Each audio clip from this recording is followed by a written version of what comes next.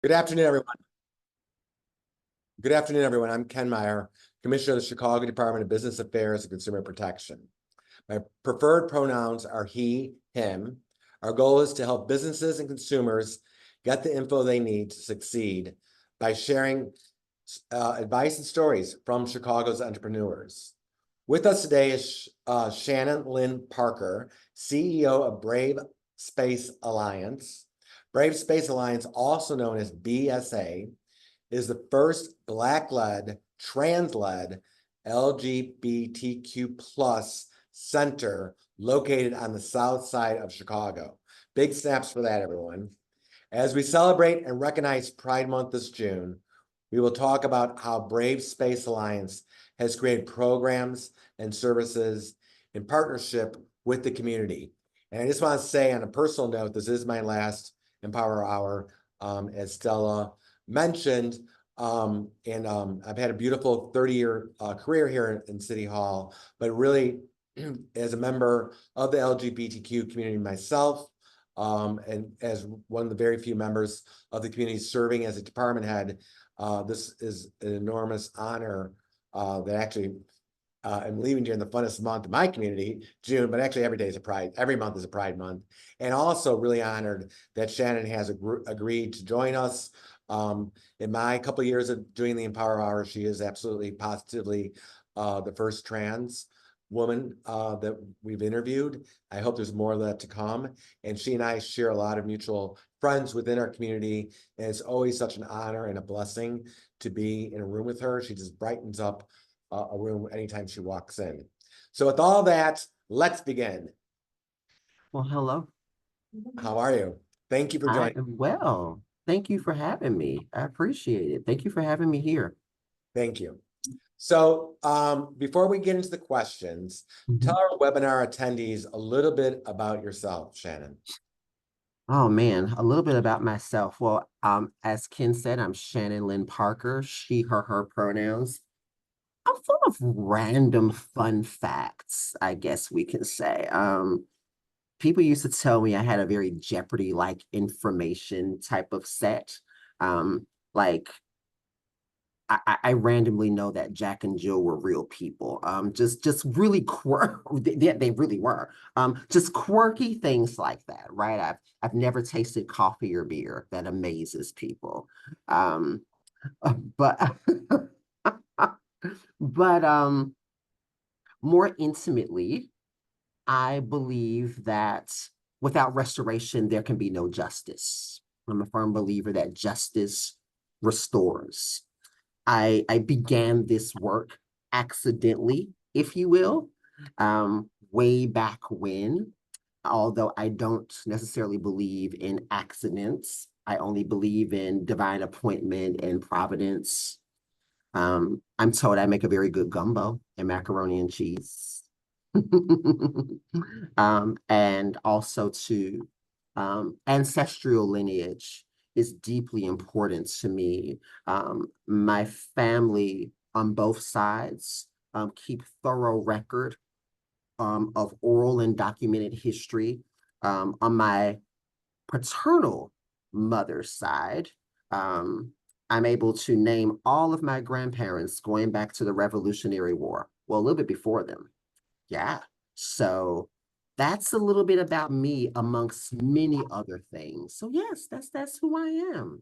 Yeah. And that's a snapshot, but for sake of time. Yeah. I know, I appreciate that. And that's just amazing. I really appreciate that. And I can just tell from your passion, you did this before ancestry.com. I definitely did.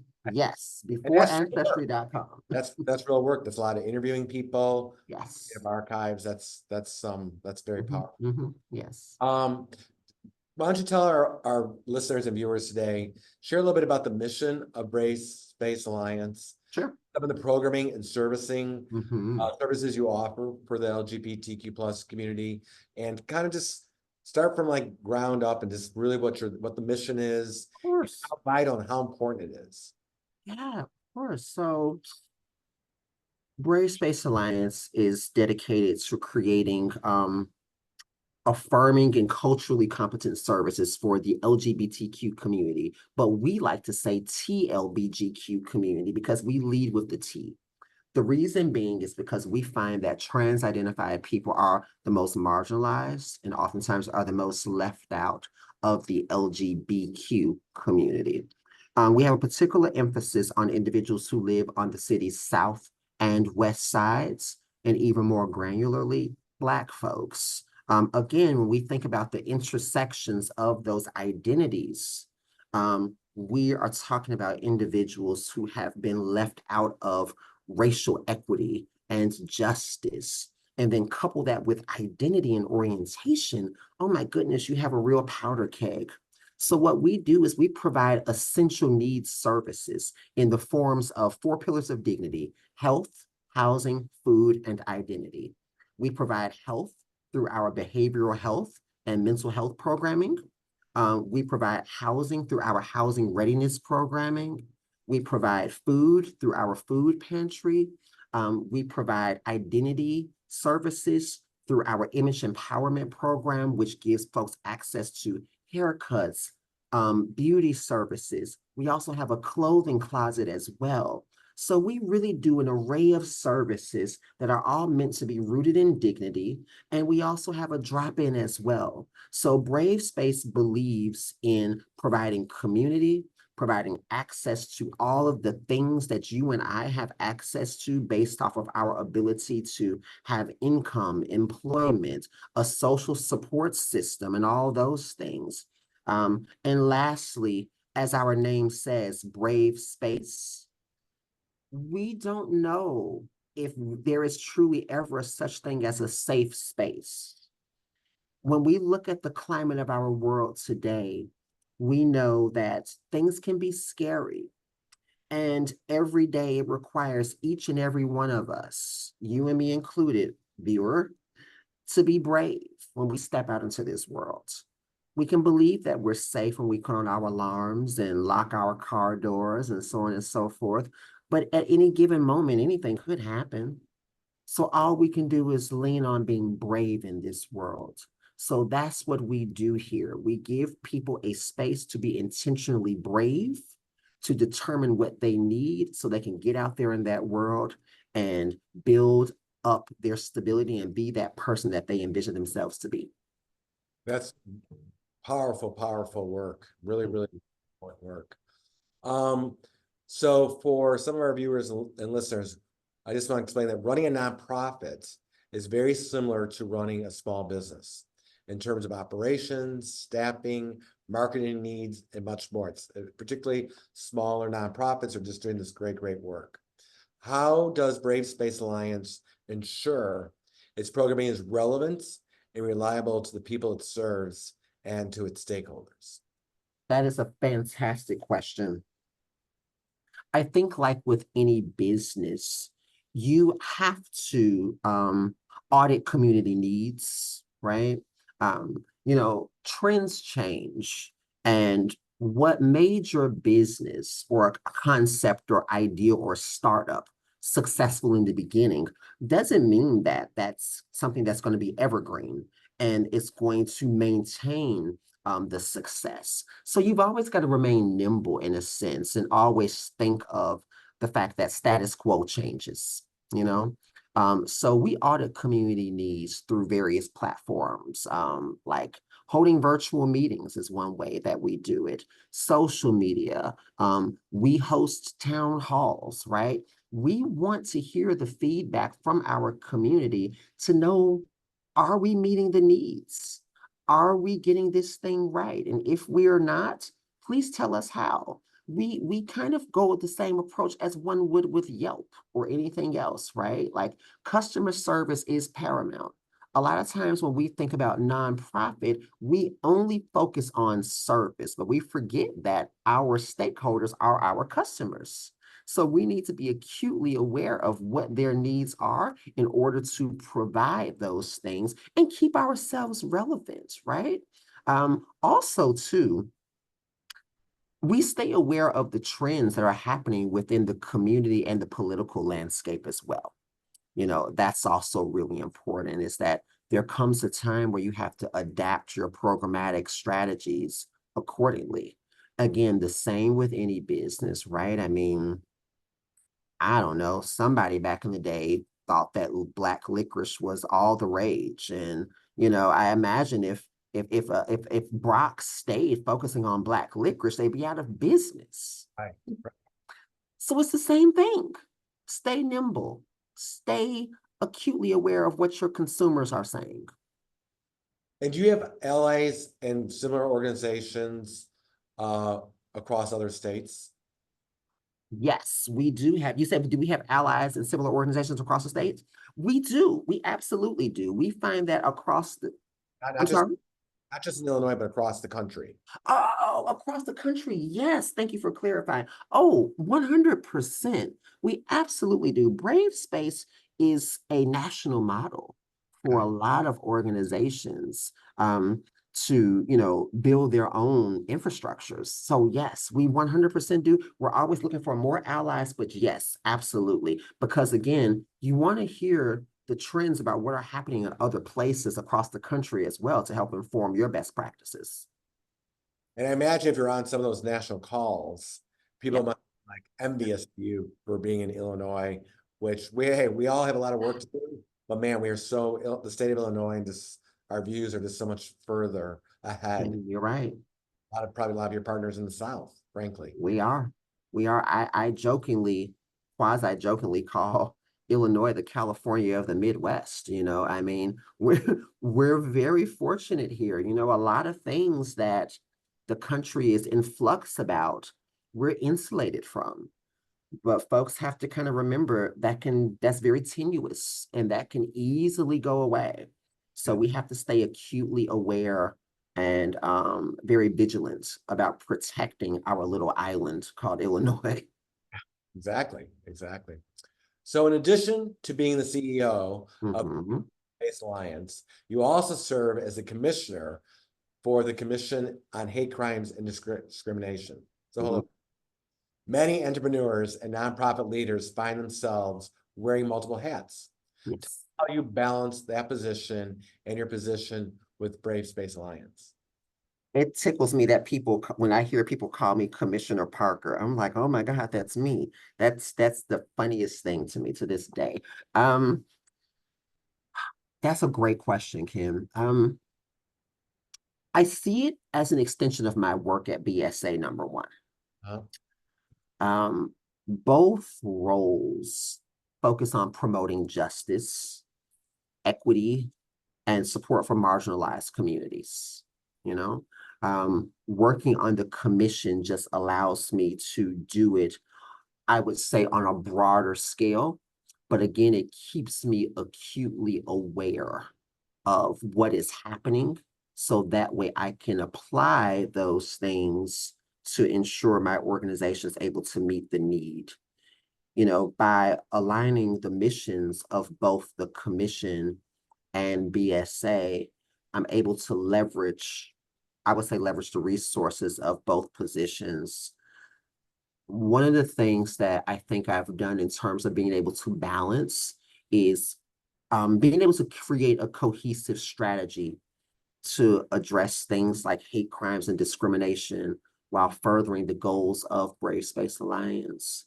So that's how I balance that. And it's hard. It's hard toggling between multiple emails on a practical level.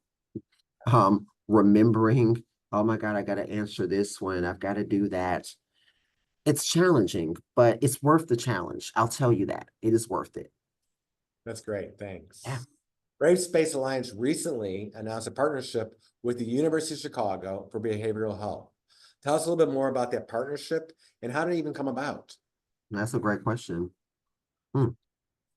So since I began working at BSA, community members have expressed emphatically a strong need for behavioral health supports. And again, right, customer service, listening to your customer, being evergreen at your business approach. The response to this demand was really crucial. So the University of Chicago, as you know, is a major healthcare hub on the city's south side. And having partnered with us previously for gender affirming and sexual health support, it really was just a seamless fit to extend our collaboration to behavioral health. So the University of Chicago is providing us resources to build out what is our behavioral health room and supporting us with medical professionals as well. And this really does ensure that our community or our constituents or customers, as you all will call them, receives the comprehensive health support that they need. So that's really, really been just a solid partnership. Um, Forming alliances and strong business partnerships with organizations or entities that have been doing this work for a long time only helps you and your customer base in the long run. You know, a lot of times we see these things as competition, but if we think about how can we better support, you know, the individuals that we have committed to, I think it just works out better in the long run for everybody. Yeah, I agree with that. Let's just talk now a little bit, switch it over a little bit to the financial side of Yeah. it, which again is similar to a small business. And many Mm-hmm. things, the one thing I'm constantly hearing when I'm out throughout the streets of Chicago and talking to small business owners and even nonprofits is people are just trying to seek capital to start or scale their business. And for that matter, even sometimes to even expand a nonprofit.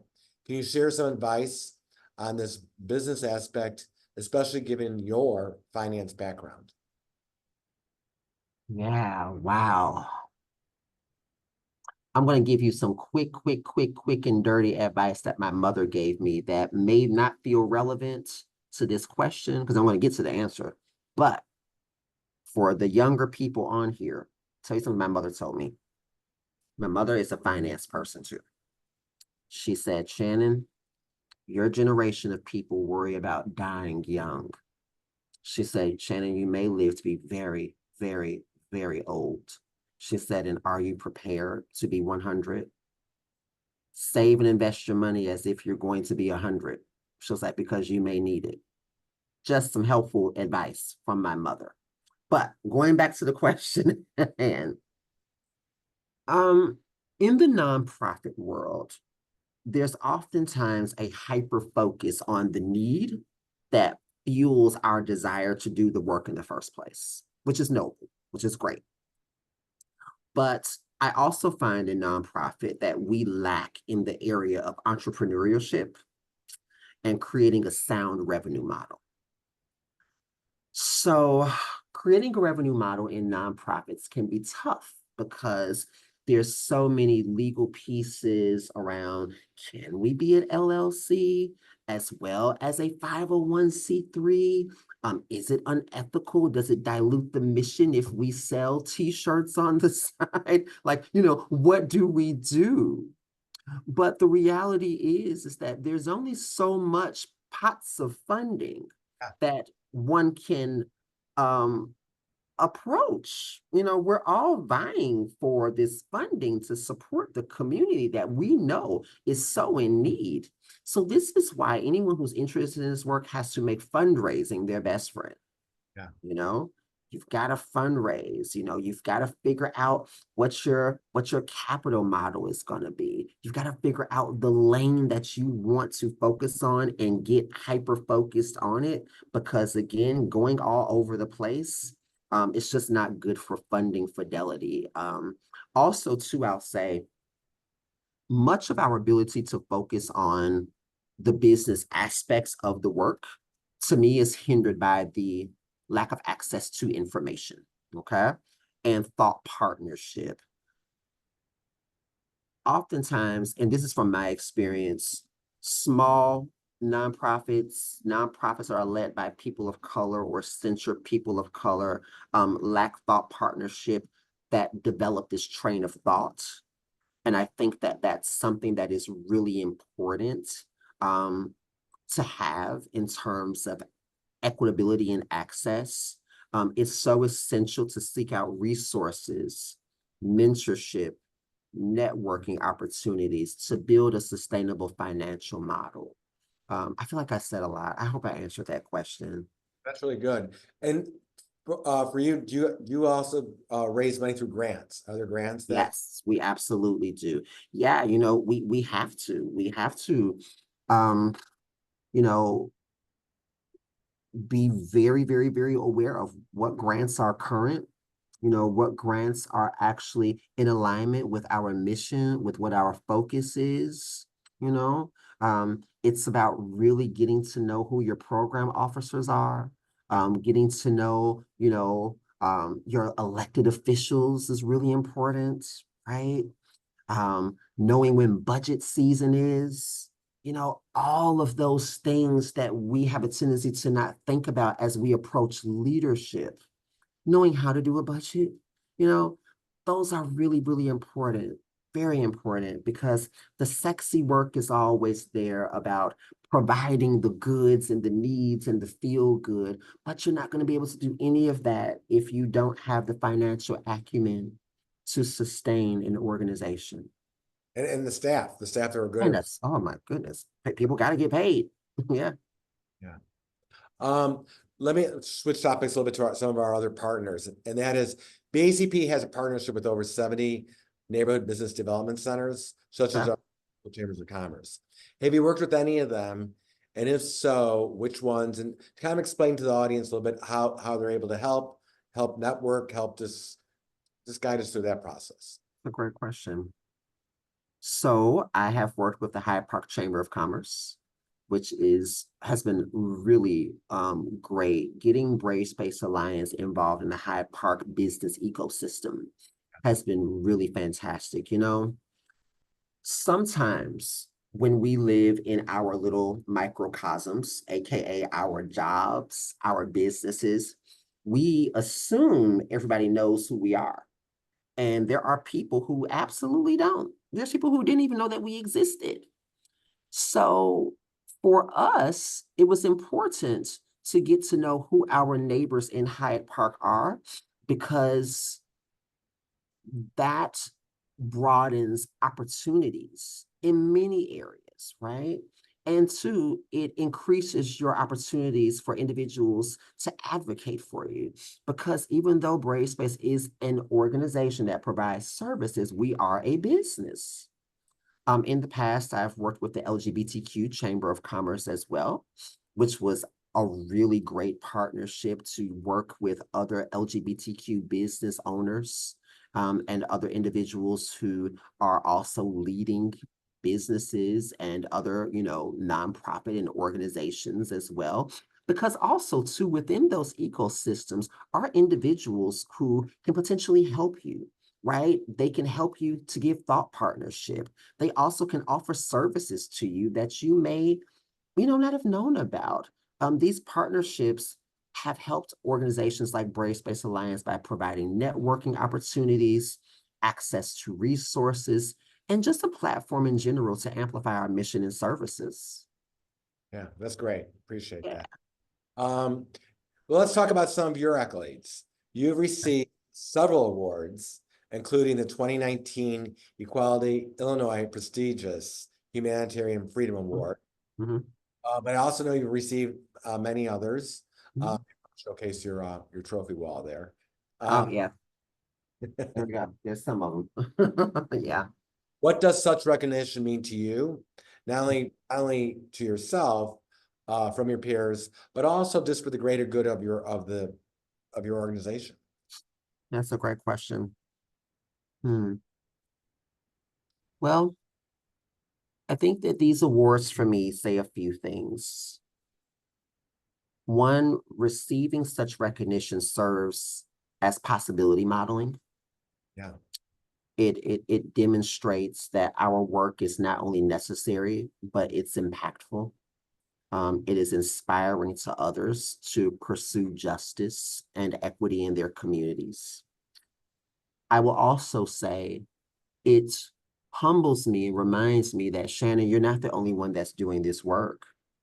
And there are so many other people out here who will never receive a plaque or a trophy or a recognition or, you know,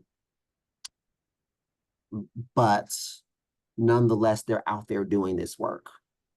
And if you have been given a platform where you have the privilege to be recognized, then it is my responsibility and for the other few individuals who have been awarded to lift them up and give them platforms and voices that they need as well to showcase their work. You know, yeah, I just really want to emphasize that. It just reminds me that I'm a drop in a bucket, and there are so many others behind me and working alongside of me and who have worked ahead of me who certainly should have been awarded and applauded, but maybe they were in the background, not seen, but nonetheless, their contributions were felt. Yeah, I appreciate that. Mhm. Let's talk a little bit about traditional marketing and how that has changed, the way businesses and nonprofits market their goods and services. Thanks to Mhm. media, I'm telling you, we Yeah. barely had computers when I came to government in 1994. We had to go to a computer lab to do our work. So Matt, we had pagers, we didn't even have cell phones. So imagine how much just in my short little 30-year span here, things have changed so much. Talk a little bit about Brave Space Alliance, your marketing strategy, what works for you, how social media plays a role in getting the messaging and out to the world and out to the community, uh, Mhm. and how do you manage the different platforms, and do you have favorites? That's great.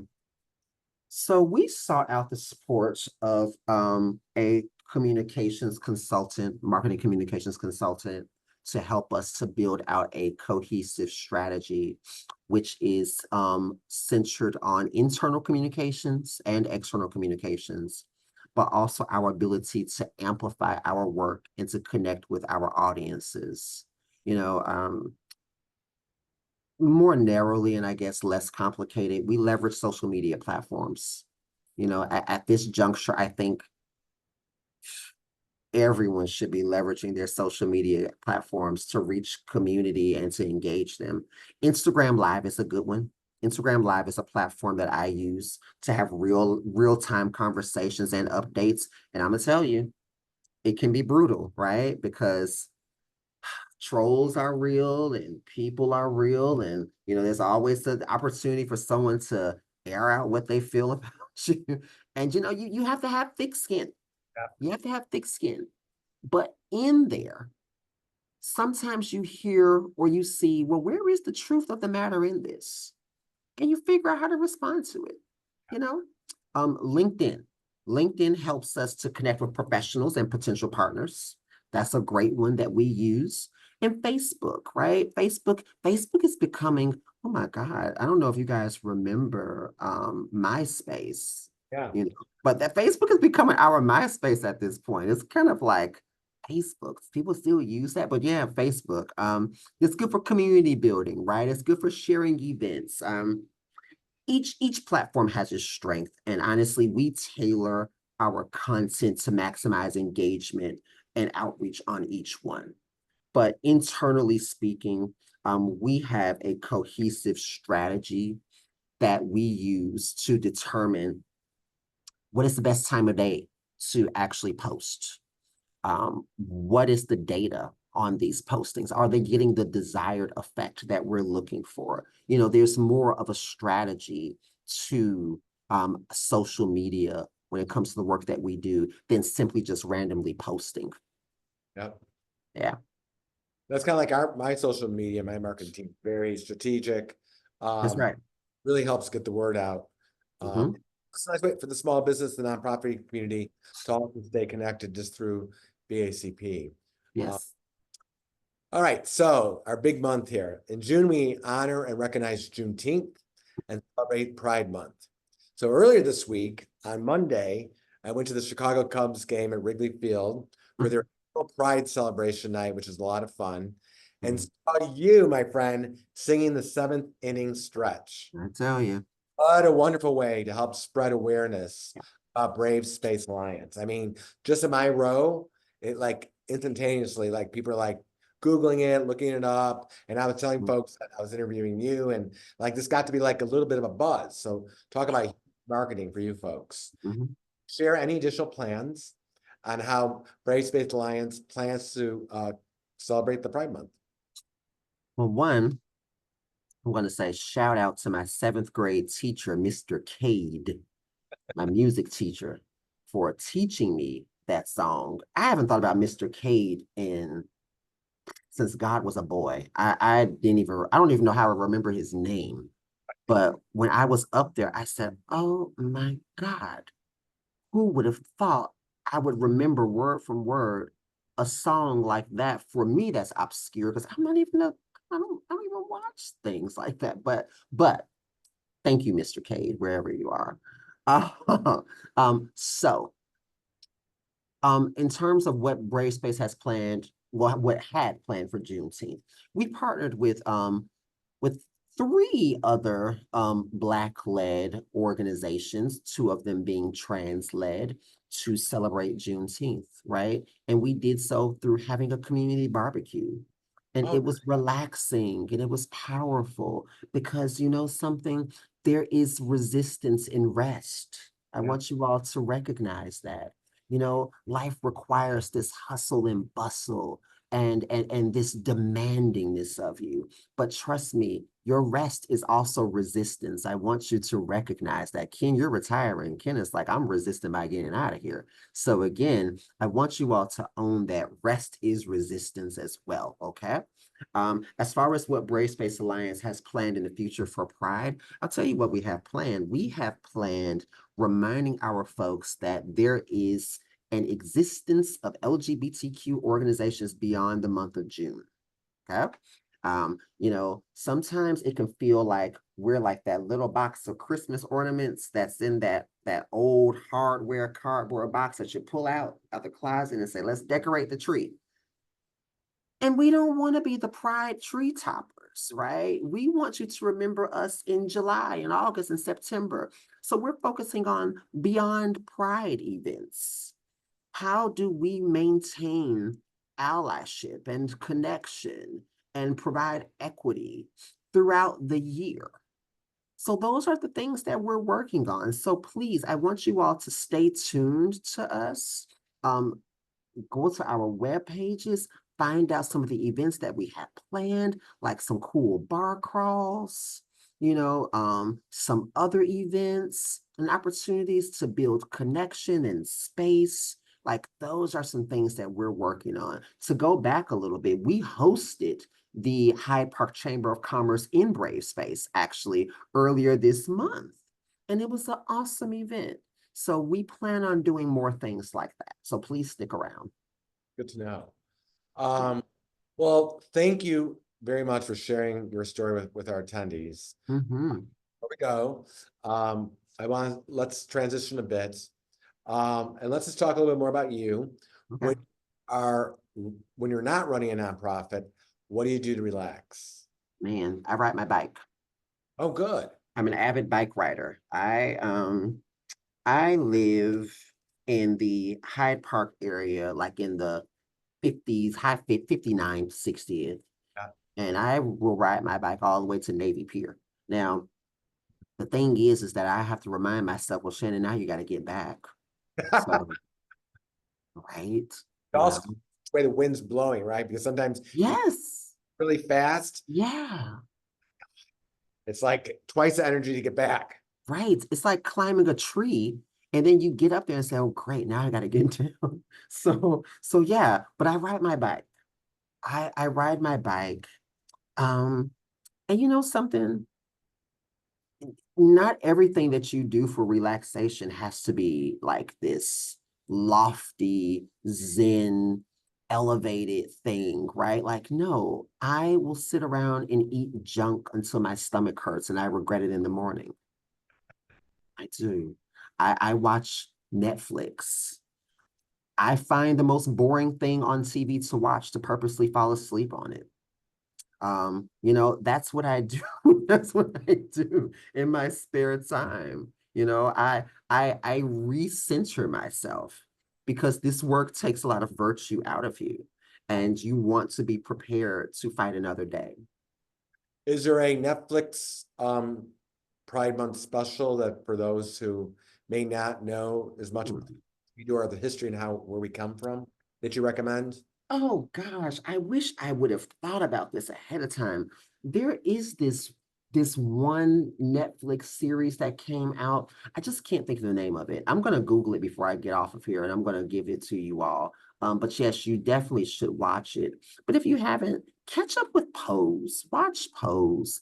Get a little LGBTQ ballroom history and watch Paris is Burning, right? Like watch the old classics and standards. But there are some really great Netflix shows that came out a while back that were just like really, really great. There was this one called The Cellophane Closet many years ago that I really enjoyed. The Boys in the Band.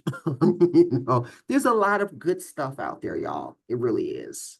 My recommendation for people just want to know just really the history of like Stonewall and just Pride Parades and Mhm. parades around is the public PBS special, Yes. Stonewall Uprising, and just the Mhm. like gives you that focus in 1969 New York City and what was Mhm. and how the community was just fed up with the police raids and what have you, and then just kind of goes through the history. And I always think that's just always, even for myself, I just Yeah. always, what's Pride Month? It's always good for us to recharge on the history of our. Yes. I would tell anyone, watch Reston. Please go watch Reston. Reston was a great one. It was about Bayard Rustin, how he was an openly queer man back in the 60s who is responsible for the civil rights movement, that Dr. King would not have been able to do this without him. Disclosure, that's the one I'm thinking of. I had to look it up. I got my phone in front of me because I had to find it. But Disclosure was a good one too. Disclosure is a really good one as well. I couldn't think of it. And The Death and Life of Marsha P. Johnson. I watched that. That was a good one as well. So y'all, yeah. Oh, last one again. Say it, please, The again. Death and Life of Marsha P. Johnson. That was good. Okay, that's great. Hmm. Yeah, Uh, that was a good one. all right, so we've got it's such a great month. These movies and shows may get us into Yes. summer. I tend to watch more, I think, in the colder weather than the summer months. Oh, me too. That's Hmm. true. What has been a memorable experience or event for you as a Brave Space Alliance CEO? Mm. It changes every single day, but I'll tell you most recently, we have seen an influx of new arrivals in Brave Space. Interesting. Oh my gosh. Interesting. And I tell you, I hope this doesn't sound cliche or wax poetic, but love transcends all barriers of language. Yeah.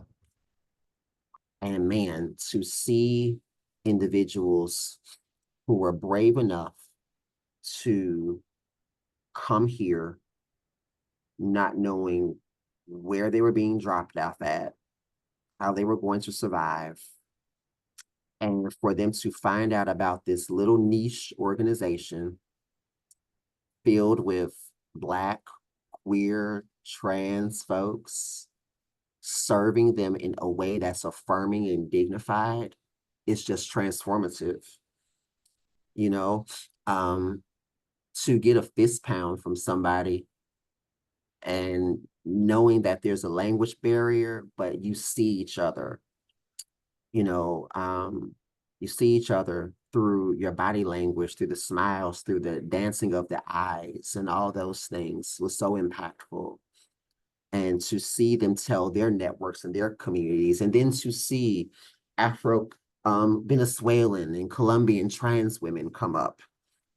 We have two, we I won't spend too much time on this one.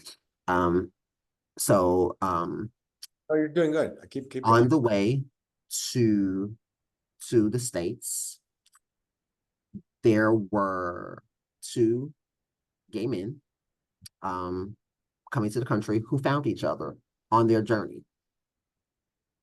And they stayed together. And they stayed together so that when they got to this country and when they got shipped here from Texas, and they don't speak English, but do you know they come here and they volunteer? Oh my God. honestly. Wow. And I don't want to cry because my nose gets red when I cry. But they come and they volunteer. And it wasn't because we encouraged them to, or we said, hey, we want, no, they said, we want to help. And they just come in and they fold clothes and they just hang out with us. That's great. And of course, they receive, services if they'd like to or what have you. But more than anything, they want to hang out. And they're a joy. So that's the most memorable thing for me is recognizing that Brave Space Alliance serves community. And while we center LGBTQ people, we serve people, Yeah. and we're very proud of that. We're very proud of that. We serve people. Very powerful. As this webinar is entitled Empower Hour, please share a piece of advice that can empower our attendees. Oh, shoot, I told you to save your money because you might live a long time. You did. um, a piece of advice that might empower your attendees. Every one of us holds power, whether we realize it or not. And do not let anybody make you feel small or as if you don't have the ability to affect change. There are actively individuals out here right now who are invested in you feeling disempowered, Yeah. who are invested in you not using your voice. They want you to shut up. They want you to go away. And recognize that they are deathly afraid of your voice, of your power, and of your ability to stand up. It's okay to be afraid, but be afraid and walk into it with your knees knocking. As I said, life requires us to all be brave at some point. And I think when we all transition into our next plane of existence, I believe that you will be well served in those moments by thinking of the bravery that you decided to employ to move this world forward in a way that you may not have ever thought you were able to do. Yeah. Powerful. Thank you very much for that. Thank you. Before we take, if you can stay a little bit longer, we'd like to take a few questions from the audience. But before we do that, let everyone know your website, your social media, so they can look you up, get involved, volunteer, get involved with your organization. Absolutely. So our website, you just go to bravespacealliance.org, and we're working on a new web page right now. So right now it may seem a little skimpy, but by all means, it's still functional.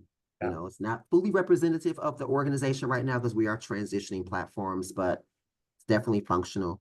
Also, too, you can visit our Instagram page, which is Brave Space Alliance, Instagram as well as Facebook. And please, by all means, we would love to have you come in and volunteer, come in and visit, see what we do, donate, time, talent, and treasure. Those are the things that we look for. Those are the things that are very impactful and make a difference at this organization. That's so great.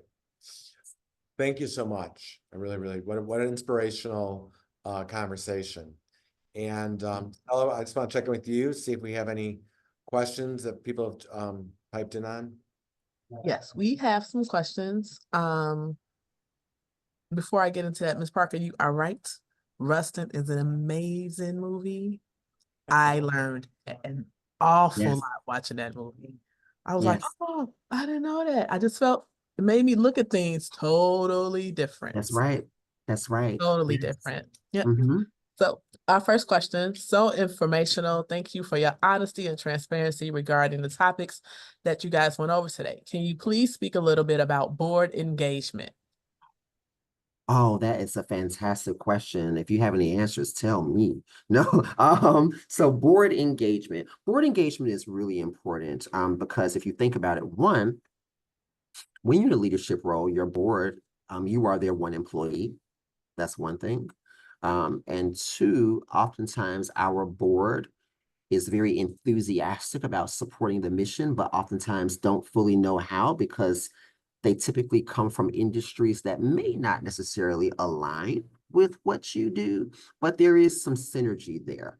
So you kind of have to manage up when it comes to board engagement, and you have to keep them abreast of what's happening, but also we have to remind the board that they are this organization's or company's ambassadors, that they are very much so a part of the company, of the organization. Sometimes board members see themselves as outside of a company or an org, and they're kind of just hovering over and watching it. No, like you are paid or unpaid ancillary supports of the organization.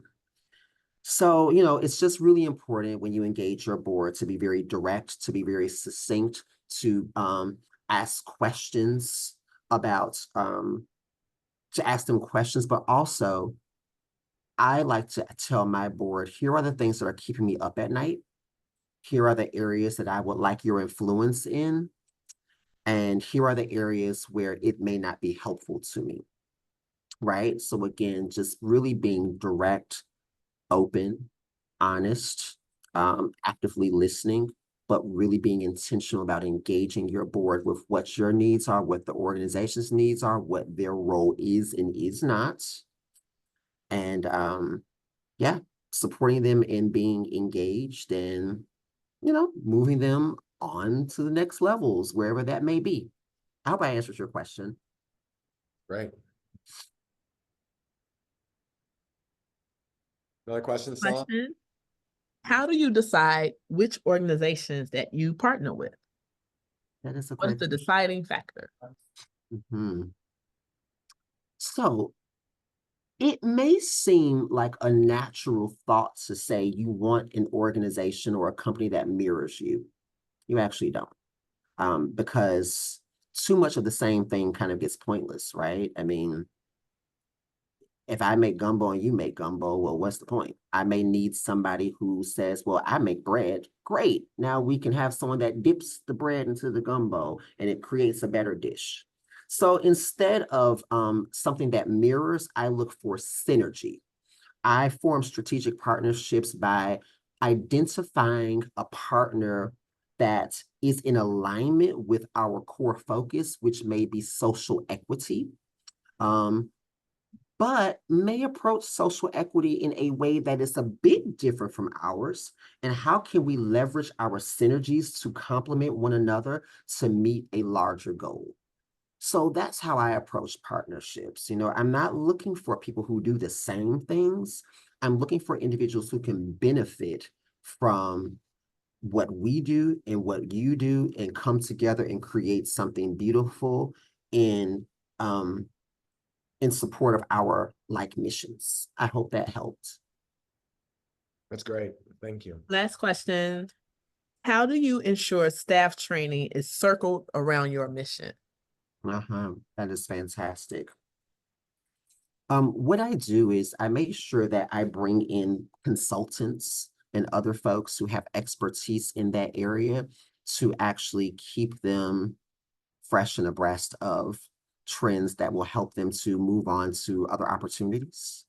I'm a firm believer that while I want to retain talent, I also recognize that for Brave States in particular, we have a very young professional group of individuals. And when I say young, I mean chronologically, but also in their skill sets as well. And I tell them, hey, you know what? This is probably not your forever home, and that's okay. But while you're here, I want you to be very well equipped for that opportunity you cannot pass up. Channyn will not begrudge you. I want you to go for it, but I want you to be well prepared for that thing. So one, I listen to what my staff's interests are. I don't scare them into telling me, I want to do something else outside of this. Don't be afraid of telling me that this organization is only your 2-year plan. That's okay. I'm not going to sit there and say, oh, really? No, that's okay. That is okay. You are not property of BSA. You have your dreams and aspirations, and it is my job as a leader to find you opportunities of development that are in alignment with the organization, but are also in alignment with your goals and where you see yourself going in the future. So that's my approach: to listen, to provide reasonable access within this organization to those opportunities that can better suit you to going where you need to be. And yeah, that's it. And I'll tell you, I've seen people pass through my leadership who are doing amazing things, and I'm so proud of them. And it's a joy to see them doing things that I never got to do. And that's wonderful, you know, because we need all those individuals to carry on this work. And that's it. Thank you, Stella. Thank you, Cheyenne, and thank all of our attendees for joining us today for today's Empower Hour. As I mentioned earlier, this is my last Empower Hour. I've really enjoyed sharing Chicago's business stories with all of you. In fact, it actually is one of the highlights of my position. And when Elisa and I created the series a little bit over 2 years ago, it's really been one of the highlights to kind of meet so many small business owners and nonprofit owners as of today, across the city, all different parts of the city, and really to be able to share our stories. And as everyone knows, in a day or so, we'll upload it onto our YouTube channel. And so people can watch it again on youtube.com/ChicagoBACP. And the series will continue next month with a new great host, which will soon be announced. So again, I want to thank you. And just as a public service announcement from our Choose Chicago, our tourism board, which I serve on, next weekend, June 28th through 30th, this is for all of you movie buffs who we learned about today, Chicago for the very first time is hosting a Sundance Film Fest next weekend here in Chicago. So for more information about that, just visit sundance.org. And you'll see all the various movies. First time they're being shown, independent, some will get picked up, some will not. Some movies may not be for anyone. Some people maybe want to see them all. So, and I just thought of that as we were talking about our favorite Pride Month movies. So thank you, everyone. For more information on our next Empower Hour, please visit chicago.gov/business education. Channyn, I know. Thank you so much. It's been an absolute joy. Thank you all for having me here.